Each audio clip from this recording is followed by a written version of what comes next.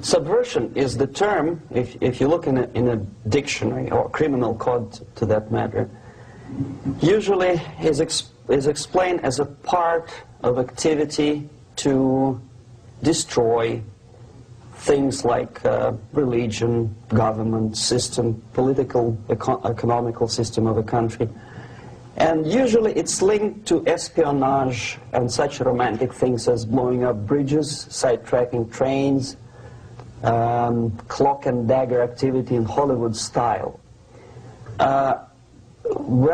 What I'm going to talk about now has absolutely nothing to do with the cliché of espionage or KGB activity of collecting information. So the greatest mistake or misconception, I think, is that whenever we are talking about KGB, for some strange reason, starting from Hollywood movie makers to professors of political science and quote-unquote experts on Soviet affairs, or Kremlinologists as they call themselves, they think that the most desirable thing for Andropov and the whole KGB is to steal blueprints of some supersonic jet, bring it back to Soviet Union and sell it to the Soviet military-industrial complex. It's only partly true. If we take the whole time, money, and manpower that the Soviet Union and KGB in particular spends outside of USSR border, we will discover, of course there are no official statistics unlike with CIA or FBI, that the espionage as such occupies only 10 to 15% of money, time, and manpower. 15% of the activity of KGB. The rest, 85%, is always subversion. And unlike a dictionary of English, Oxford Dictionary, subversion in Soviet terminology means always a destructive, aggressive activity aimed to destroy the country, nation, or geographical area of your enemy. So there's no romantics in there, absolutely. No blowing up bridges, no microfilms in Coca-Cola cans, nothing of that sort. No James Bond nonsense. Most of this activity is overt, legitimate, and easily observable if you give yourself time and trouble to observe it. But according to the law and law enforcement systems of the Western civilization, it's not a crime. Exactly because of misconception, manipulation of terms. We think that subverter is a person who is going to blow up our beautiful bridges. No. Subverter is a student who comes for exchange, a diplomat, an actor, an artist, a journalist like myself was 10 years ago. Now, subversion is an activity which is a two-way traffic. You cannot subvert an enemy which doesn't want to be subverted. If you know history of Japan, for example, before 20th century, Japan was a closed society. The moment a foreign boat comes to the shores of Japan, the Imperial Japanese Army politely tells them to get lost. And if American salesman comes to the shore of Japan, let's say 60 or 70 years from now back, and says, oh, I have a very beautiful vacuum cleaner for you, with the good financing, he says, please leave us, we don't need your vacuum cleaner. If they don't leave, they shoot them to preserve their culture, ideology, traditions, values intact. You were not able to subvert Japan. You cannot subvert Soviet Union because the borders are closed. The media is censored by the government. The population is controlled by the KGB and internal police. With all the beautiful glossy pictures of Time magazine and Magazine America, which is published by the American embassy in Moscow, you cannot subvert Soviet citizens because the magazine never reaches Soviet citizens. it's collected from the newsstands and thrown to garbage can. Subversion can be only successful when the initiator, the actor, the agent of subversion has a responsive target. It's a two-way traffic. The United States is a receptive target of subversion. There is no response similar to that one from the United States to the Soviet Union. It stops halfway somewhere. It never reaches here. The theory of subversion goes all the way back 2,500 years ago. The first human being who formulated the tactics of subversion was a Chinese philosopher by the name of Sun Tzu.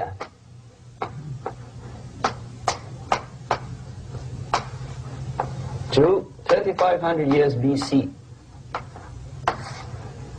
He was an advisor for several imperial courts in ancient China.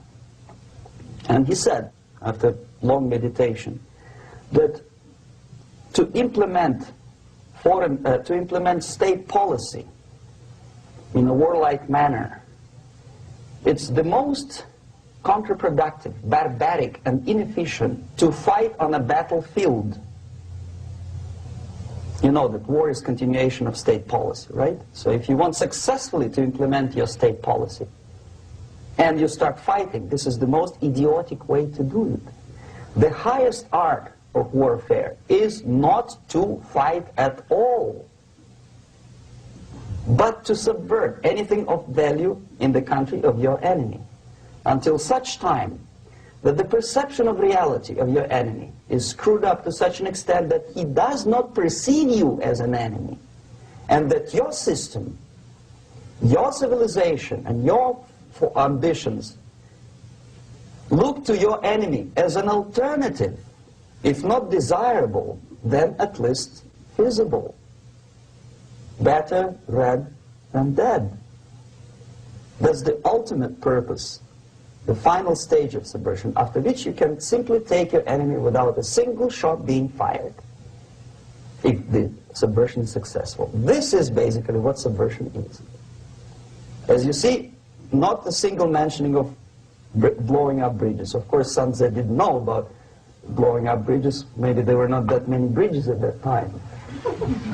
But the basics of subversion is being taught to every student of KGB school in USSR and to officers of military academies. I'm not sure if the same author is included in the list of reading for American officers, to say nothing about ordinary students of political science. I had difficulty to find the translation of Sun Tzu in the library of a university in Toronto and later on here in Los Angeles. But it's a book which is not available. It is forced to every student in USSR. Every student who is taught to be dealing further in his future career with foreigners. What subversion is? Basically, it consists of 4 periods, time-wise. If we start from here and go this way, time, right? This is the beginning point. The first stage of subversion is the process which is called, basically, demoralization. It says for itself what it is.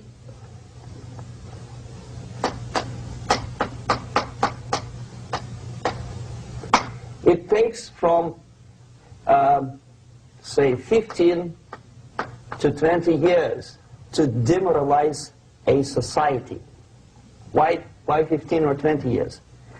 This is the time sufficient to educate one generation of students or children. One generation.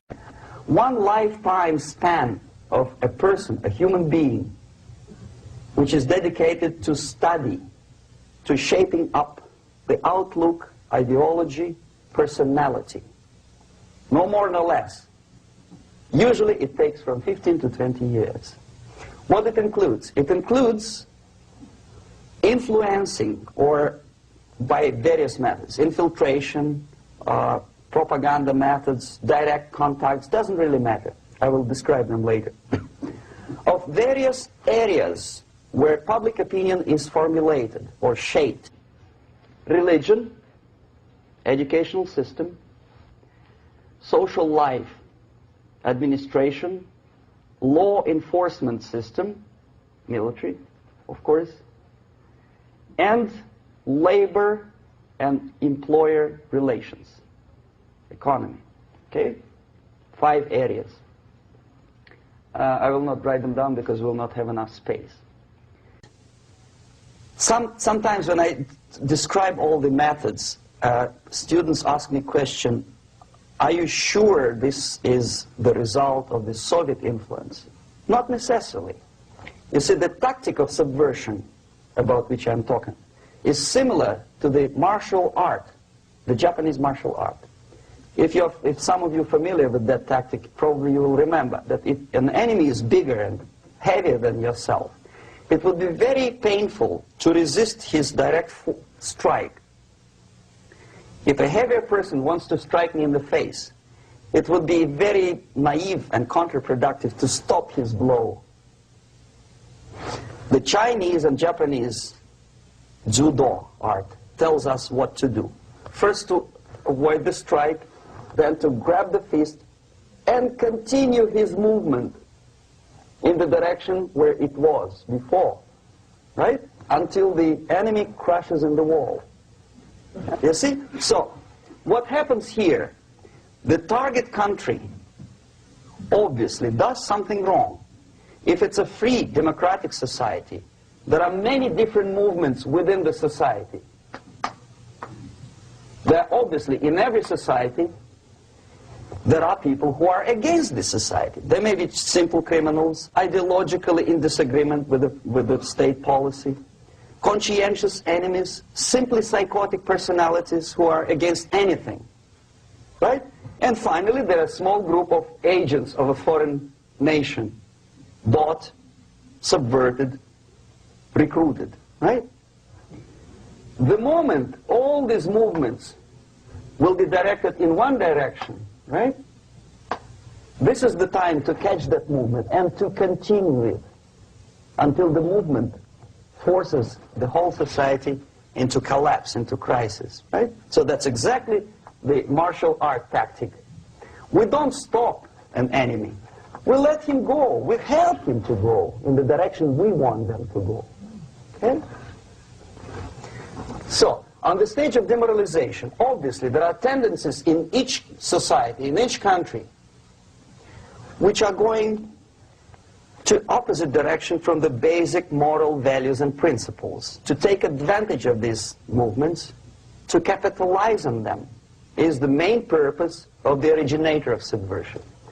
So we have religion, we have education, we have social life, we have power structure, we have labor relations, unions, and finally we have law and order. 1, 2, 3, 4, 5, 6. Okay? These are the areas of application of subversion. What it means exactly?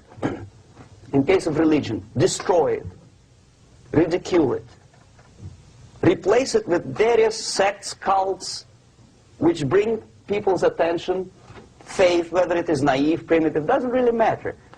As long as the basically accepted religious dogma is being slowly eroded and taken away from the supreme purpose of religion, to keep people in touch with the supreme being, that serves the purpose. Therefore, replace it, accepted, respected religious organizations with fake organizations. Distract people's attention from the real faith and attract them to various different faiths. Education. Distract them from learning something which is constructive, pragmatic, efficient. Instead of mathematics, physics, foreign languages, chemistry, teach them history of urban warfare, natural food, home economy, your sexuality, anything, as long as it takes you away, okay, Social life. Replace traditionally established institutions and organizations with fake organizations. Take away the initiative from people. Take away the responsibility from naturally established links between individuals, group of individuals, and society at large, and replace them with artificially, bureaucratically controlled bodies. Instead of social life and friendship between neighbors, establish social workers institutions. The people who are on payroll of whom? Society? No. Bureaucracy. The main concern of social workers is not your family, not you, not social relations between groups of people. The main concern is to get the paycheck from the government. What will be the result of their social work doesn't really matter. They can develop all kind of concepts to show to the government and to the people that they're useful. Okay, away from the natural links, power structure. Okay, the natural bodies of administration, which are traditionally either elected by people at large or appointed by elected leaders of society, are being actively substituted by artificial bodies. The bodies of people, groups of people, whom nobody elected. Never. As a matter of fact, most of the people don't like them at all, and yet they exist. One of such group is media. Who elected them? How come they have so much power? Almost monopolistic power on your mind. They can rape your mind. But who elected them? How come they have a nerve to decide what is good and what is bad for the elected by you, president, and his administration? Who the hell are they? Spiro Agnew, who was hated by the liberal left, called them a bunch of enfeebled snobs.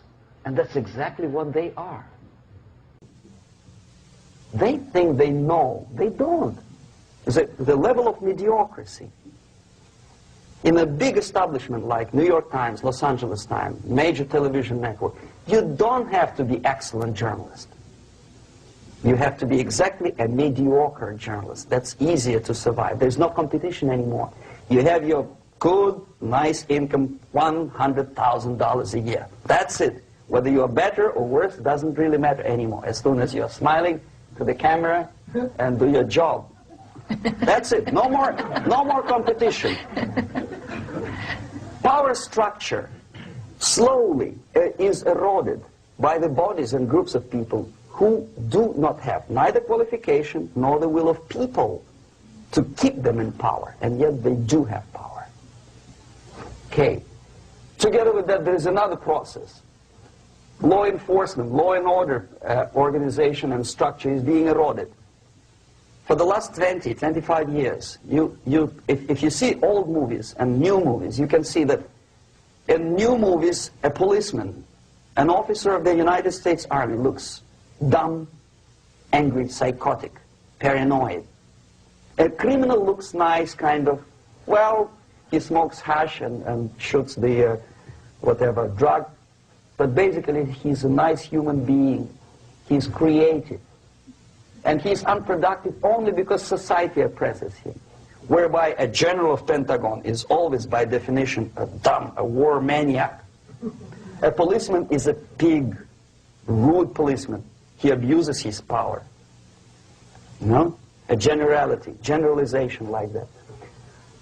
The hatred, the mistrust to the people who are supposed to protect you and enforce law and order. Moral relativity. The Angelo Buono process lasted 2 years in Los Angeles. Relativity. The Angelo Buono process lasted 2 years in Los Angeles. And yet there are still some lawyers who say, look, he's a nice character, as a matter of fact.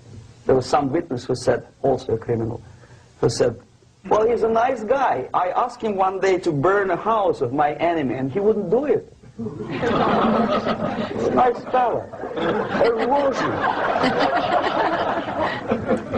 A slow substitution of basic moral principles, whereby a criminal is not a criminal, actually. He's a defendant. Even if his guilt is proven, there is still a doubt to kill or not to kill, to be or not to be. Thou shalt not kill, yes, but this line may not necessarily be applicable to a murderer. Thou shalt not murder. That should be the presumption, not that thou shalt not kill. Okay, labor relations. At this stage, within 15 to 20 years, we destroy the traditionally established links of bargaining between employer and employee. The classical Marxist-Leninist theory of natural exchange of goods. A person A has 5 sacks of grain and person B has 5 pairs of shoes. And the natural exchange without money is when they bargain between each other. And only with the introduction of the third force, C, an entirely third foreign stranger who says, no, don't give him 5 sacks of grain, give it to me. And you give me your 5 pairs of shoes, and I will distribute it accordingly. So the economy will go. This is the death of natural exchange, death of natural bargaining. Well, trade unions were established 100 years ago. The objective was to improve working conditions and to protect the rights of workers from those employers who were abusing their right because they had more money. Objectively, at that time, initially, the trade union movement did work. What we see now is that the bargaining process is no longer resulting in the compromise, which is leading objectively to betterment of working conditions and increase of salary. What we see is that after each prolonged strike, the workers lose. Even if they have 10% increase of their salaries, they cannot catch up due to inflation and due to missed time. More than that, millions of people suffer from that strike because the economy now is interdependent. It's intertwined like one body. If previously steel workers, say 100 years ago, could strike and nobody would suffer, now it's impossible anymore. If a garbage collector strikes today, the rest of the multi-million city is stinking. I mean, there's no more service. In Quebec, for example, we had the electricians who were on strike in the middle of winter. You can freeze your bottom, and they still were on strike. Did they catch up with the salary? No, they lost. Who benefited? The leaders of trade unions. What is the motivation for strike? Improving of a worker's condition? No, obviously it's not. Then what is it? Ideology. To prove to these capitalists.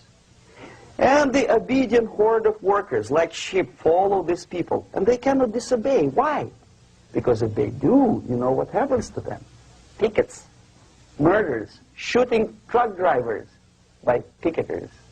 In Montreal, for example, I saw with my own eyes when I was correspondent of CBC International, Canadian Broadcasting Corporation, when the workers of aircraft factory destroyed computers and the equipment in the factory.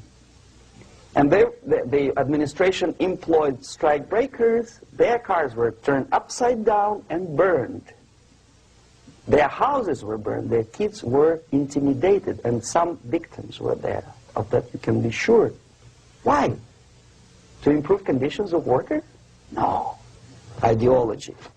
Okay, so this is what happens basically. It may or may not happen without the help of the Soviet Union. But the natural tendencies are being greatly taken advantage of and capitalized by the Soviet propaganda systems. How? Whenever trade union strikes, we have influx of propaganda, mass media, ideological dissemination. The workers' right, and we repeat it like parrots. Yes, workers' right. Whose rights? Workers? No. The only freedom of worker to sell his labor according to his own desire and will is taken away from him. By whom? By trade union boss. Unlimited power is given. Responsibility. I want to sell my labor not for $2.50 an hour, but for $2. I don't have right. My freedom is denied to me. I know that if I sell my work for $2 an hour, not for $3 an hour, I will compete better with the other guy who is lazy and more greedy. I don't need $3. I need only $2.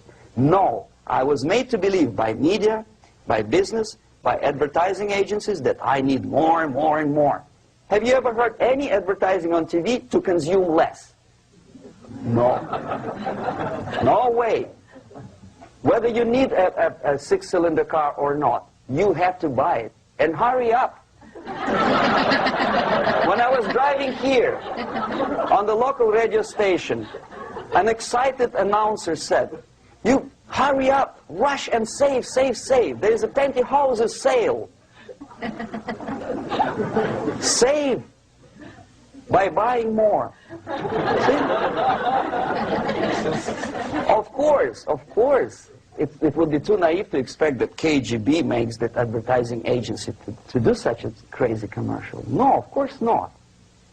But what we did when I was working for Novosti Press, we would snow plow editorial offices, student organizations, religious groups with literature of class struggle, if not directly Marxism-Leninism propaganda, then a propaganda of the legitimate aspirations of working class, betterment of life, equality.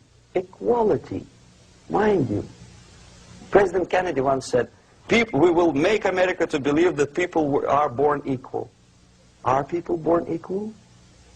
Is there any mentioning in the Bible or any other holy scripture in any religion, if you don't believe me, go to the library and check it, there is not a single word about equality. Just the opposite. By your deeds, God will judge you. What you do is important. The merit of your personality. You cannot legislate equality. If you want to be equal, you have to be equal. You have to deserve it. And yet we build our society on the principle of equality. We say people are equal. We know it is false. It's a lie. Some people are tall and stupid. Others are short, bold, and clever.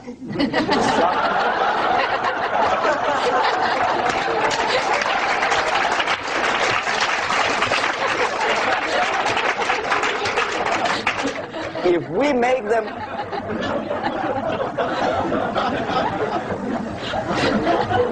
make them equal by force, if we put the principle of equality in the basis of our socio-political structure, it's the same thing as building a house on sand. Sooner or later it will collapse, and that's exactly what happens. And we, as Soviet propaganda makers, are trying to push you in the direction which you go yourself. Equality, yes, equality. People are equal. Land of equal opportunities. Is it true or not? Think about it. Equal opportunities. Should there be equal opportunities? For me, and for a lazy bastard who comes here from some other country and immediately registers as a welfare recipient benefits? I never received a single dollar. No, sorry, I did receive once. But I never applied for welfare. For the 13 years, I took any job. Security guard, journalist, taxi driver, anything. Well, I was restless, but some people don't like it. They immediately. So why should we have equal opportunities? Why? The equal opportunity to excel. Equal opportunity in equal circumstances, yes, but you know people are different. To excel, yes, provided we reach the same level of excellency, perfection, which is hypothetical, distant future. Yes, maybe. But we know perfectly well that even with the best intentions, people could not be equal. Why should we have equality in the, say, legal system? Myself, I'm considering myself a law-abiding citizen, and a person who comes here to rob and shoot, say, the United States administration under Carter, imported thousands of Cuban criminals. They were non-criminals, yet they were accepted. Do you think it's fair if myself and my wife from Philippines, who work like a, excuse me, horse as a lab technician in a hospital, should have the same rights as a criminal from Cuba? Why? And yet we repeat as parrots, equality, equality, equality. And the Soviet propaganda system helps us to believe that equality is something which is desirable. Democracy, as it was established by fathers of this country, of this system in the last century, is not equality.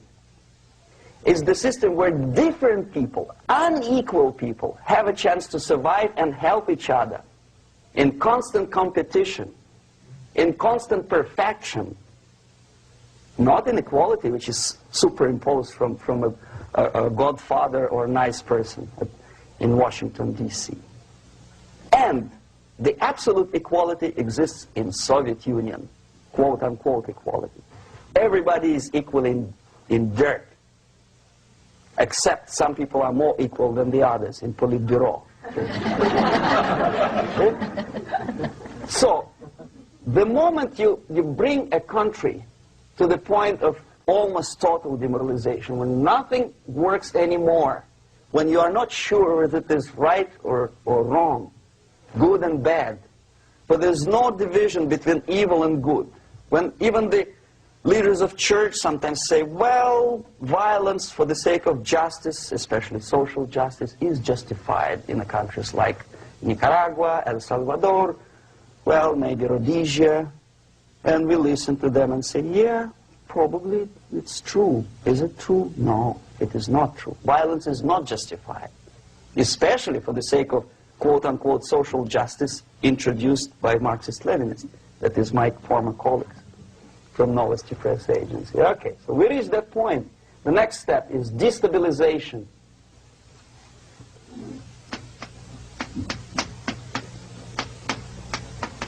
Again, this word says for itself what it is. To destabilize all the relations, all the accepted institutions and organizations in a country of your enemy.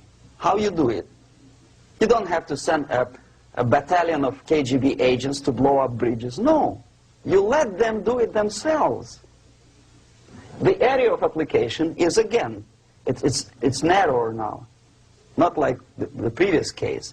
The overt legitimate actions of the KGB in this case would be hardly noticeable.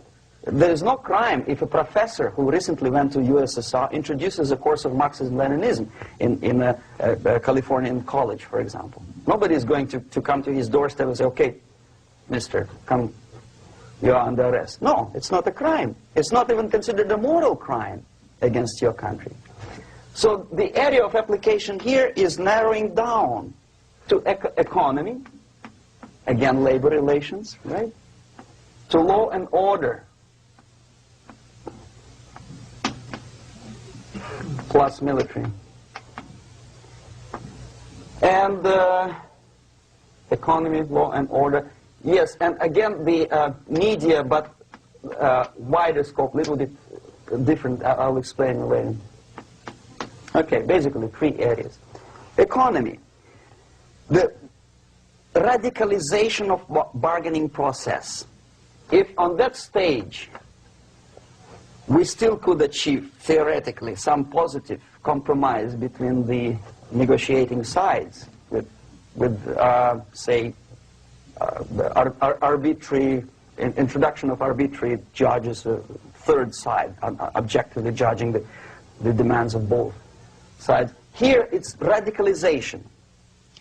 On the stage of destabilization, we cannot come to compromise even within a family. The husband and wife couldn't figure out which is better.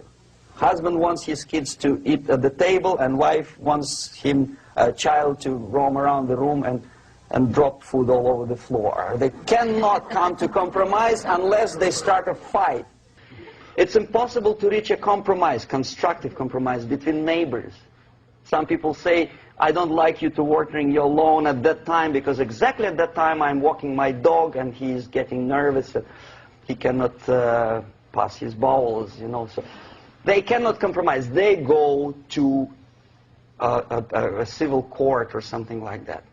radicalization of human relations. No more compromise. Fight, fight, fight. The normal, traditionally accepted relations are destabilized. The relations between teachers and students in schools and colleges. Fight. The relations between, in economical sphere, between laborers and employers are further radicalized. No more acceptance of the legitimacy of demands of workers.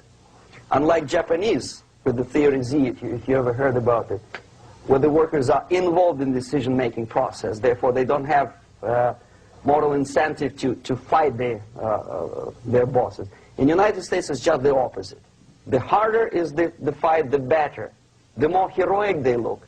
When the Greyhound network was on strike recently, the correspondents of local TV networks all over the United States were approaching the strikers, and they say, oh yes, we are doing something nice. They look like heroes, and they were proud. There was some family, the husband was a bus driver. Now they decided in a protest against the bosses to camp somewhere in the forest. And they were presented to the audience as a heroic, nice people. You see? The violent clashes between passengers, picketers, and the strikers are presented as something normal. 10, 15, 20 years ago, we would be angry, say, why so much hatred? Today we are not. We say, well, it's commonplace. Radicalization, militarization sometimes. As I explained on that stage, I took a step a little bit further. Shooting people. Okay, law and order now also is pushed into the area where previously people settled their differences peacefully and legitimately. Now we are getting with this court cases in the smallest irrelevant cases. We cannot solve our problems anymore. The society at large becomes more and more antagonistic between individuals, between groups of individuals, and the society at large. The media puts himself in the opposition to the society in general, at large. Separate, alienated. Okay? On that stage, you remember I was talking a couple of hours ago about the sleepers. That's when the students from, say, United States, if they are trained in Lumumba University, or developing nations, that's the students I was dealing with, are being sent back from the Soviet Union here. Or if they were already in the United States, in the country, which is an object of subversion, they spring to action. The sleepers go up. They slept for 15 to 20 years. Now they become leaders of groups, preachers, I don't know, public figures. Prominently they actively include themselves in a political process. All of a sudden we see a homosexual. 15 years ago he did his dirty job and nobody cared. Now he makes it a political issue. A political issue. He demands recognition, respect, human rights, and he rallies a large group of people. And there are violent clashes between him and police, his group and ordinary people, no matter what. It's black against white, yellows against green, doesn't matter where his division line goes. As long as this group come into antagonistic clash, sometimes militantly, sometimes with firearms, that is destabilization process. The sleepers, many of whom are simply KGB agents, become leaders of the process of destabilization. Doesn't mean that Comrade Andropov sends Comrade Ivanov to the United States. The person who takes care is already here. He's a respected citizen of the United States. Sometimes he gets money from various foundations for his legitimate struggle for, I don't know, human rights, women's rights, kid lib, prison lib, whatever. There are sympathetic Americans who donate their money to him. This stabilization process usually leads directly to the process of crisis. In case of developing nations, that's the area where I was active. The process starts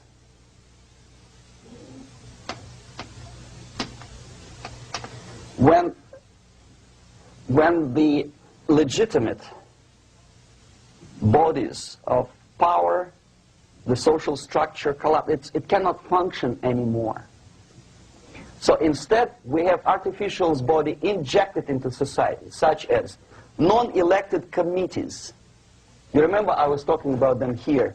Social workers who are not elected by people, media who are self-appointed rulers of your opinion, some strange groups which claim that they know how to lead society forward. They don't usually. All they care is how to collect donations and sell their own concocted ideology, mixture of religion and ideology. Here, we have all this artificial body claiming power. If the power is denied to them, they take it by force. In case of Iran, for example, all of a sudden we have revolutionary committees. What kind of revolution? There was no revolution yet, and yet they had the committees. They were taking power of judgment. They had the power of execution, they had the power of legislation, and that they had the power of judicial.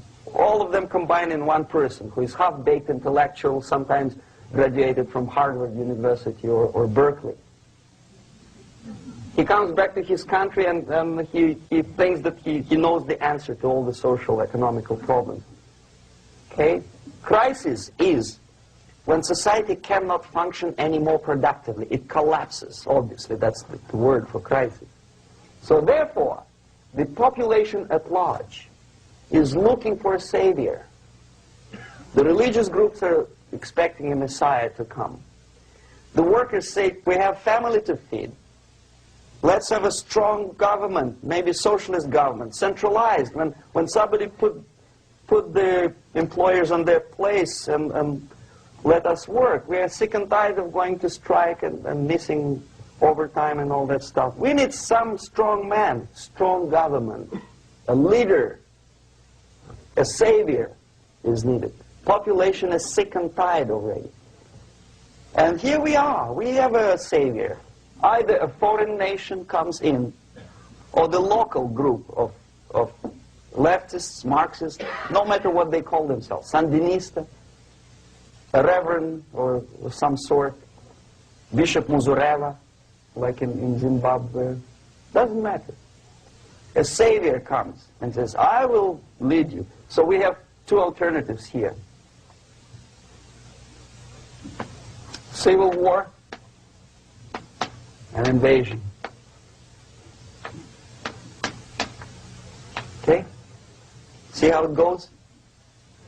Civil war, we know what it is. Lebanon is the best example. The civil war, which was artificially implanted in Lebanon by injection of force of PLO, Palestinian Liberation Organization. Invasion we have in many other countries like Afghanistan, name any East European country, it was invaded by the Soviet army. But the result is the same. The next stage is normalization. Normalization is a very ironic word, of course.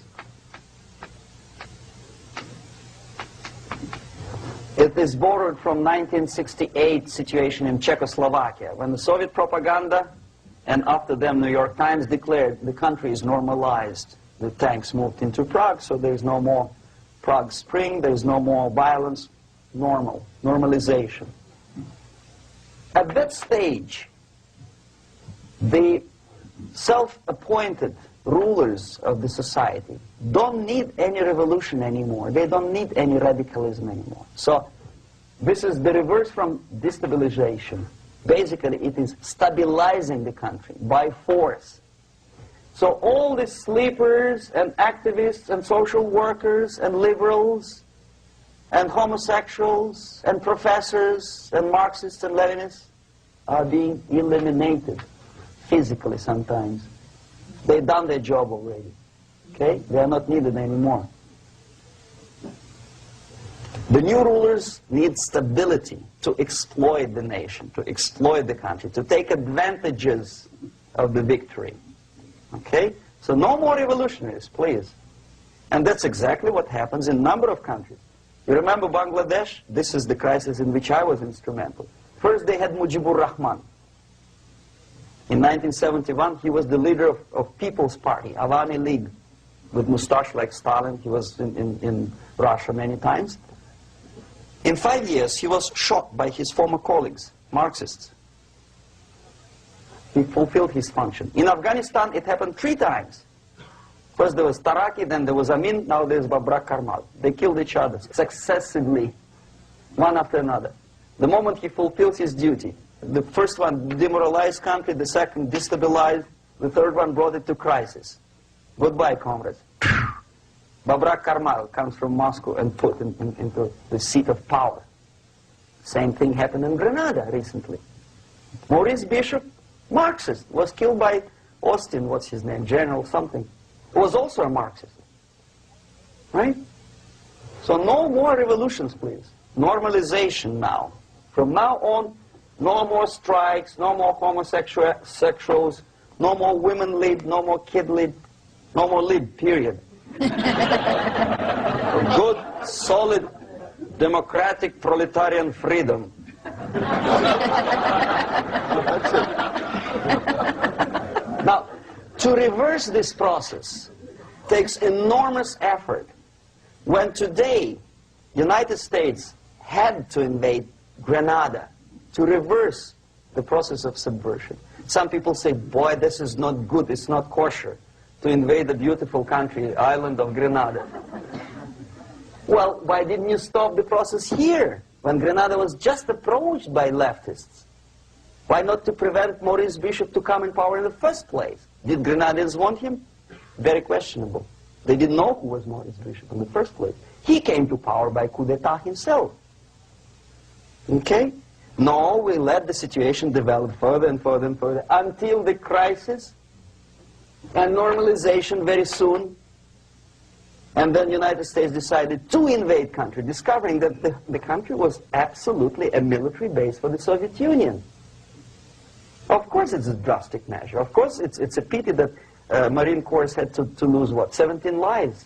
Very bad. Why not to stop the process before it comes to crisis? Oh no, intellectuals will not let you. It's interference into domestic affairs. They're very careful not to let American administration to interfere in domestic affairs of Latin American countries. They don't mind Soviet Union interfere in these affairs. Okay. So to reverse this process, from here, it takes only and always military force. No other force on earth can reverse this process at this point.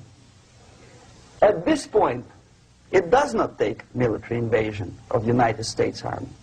It takes strong action, like in Chile. A CIA covert involvement to prevent the savior from outside to come into power and to stabilize country before it erupts into civil war. Country before it erupts into civil war. Okay? Support the right-wing conservative forces. By money, by crooks or love, doesn't matter. Stabilize the country. Don't let the crisis develop into civil war or invasion. Oh no, your liberals will say it's against the law. The Congress will not appropriate money for covert actions of CIA. Why not? Should we wait till the normalization come and Soviet tanks land in Los Angeles airport? Now, at that point, at the point of destabilization, also the process could be reversed.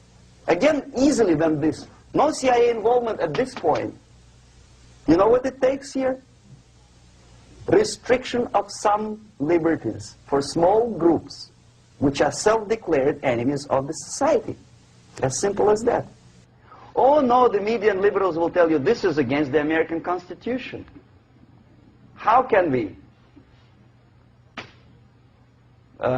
by force deny the civil rights to criminals, for example. It's not good. Okay? So we allow them to... Okay, if you allow the criminals to have civil rights, go on and bring the country to the crisis. This is a bloodless way to do. Curb the rights. I mean, not to put them in prison. No, I'm not talking about putting all the gays from San Francisco in the concentration camp. Do not allow them to take political force. Do not elect them to the seats of power, whether it is municipality level, state level, or federal level. It has to be beaten in the heads of American voters that a person like that in the seats of power is an enemy. Do not be afraid of this word. It is an enemy. If he is not an enemy here, he will be here. Later on, he will be shot, of course. But at this point, he is an enemy.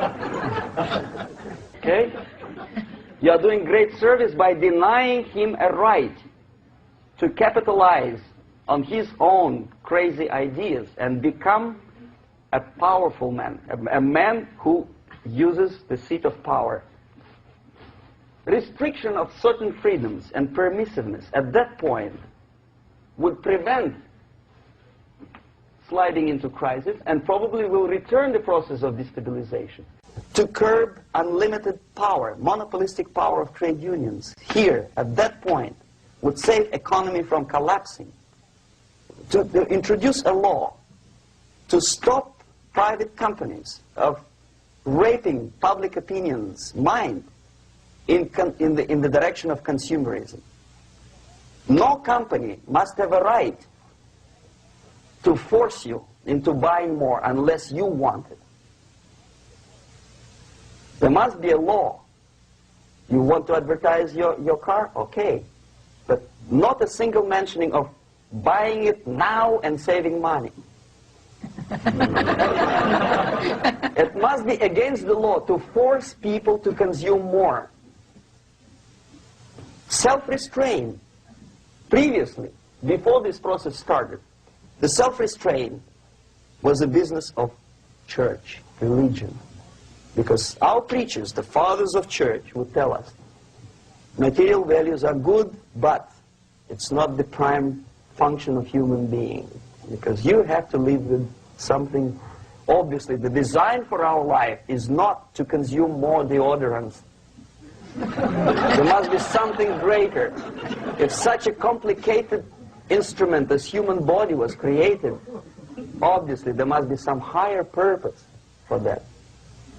And it's very easy to avoid destabilization by denying the greedy companies one little freedom, one little liberty, forcing you into turning yourself into processors of unwanted products and goods. They turn you into machines, like the worm who there's inlet and outlet. So, and how long an average appliance lasts these days? Less than a year. Why? Where's workmanship? Well, we want you to buy more. Okay. Destabilization process could be easily overcome if, as I say, the society, by its own will or after persuasion by the leaders, will come to the idea of self-restraint.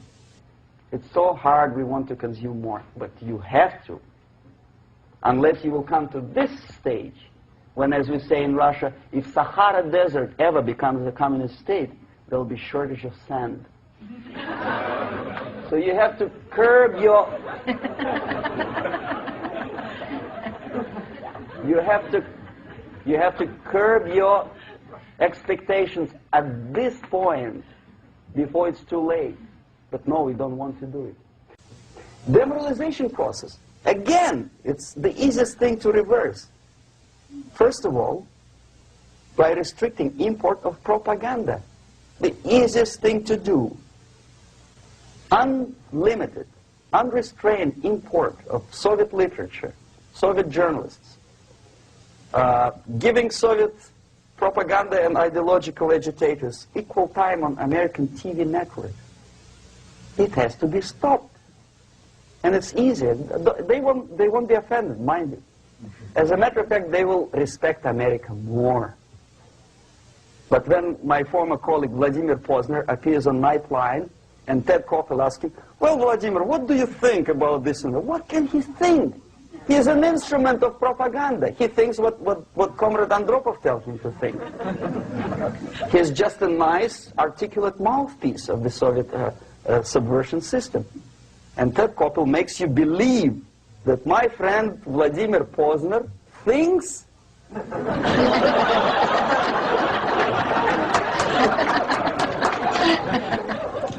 the process of demoralization may not have started at all if at that point the country, which is a recipient of subversion, actively, not violently, but actively, prevents importation of foreign ideology.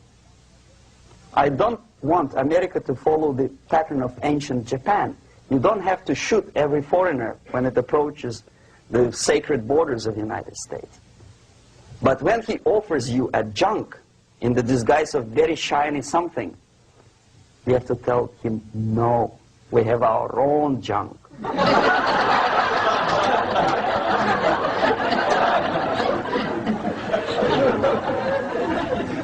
If at that point the society is strong, brave, and conscientious enough to stop importation of ideas which are foreign,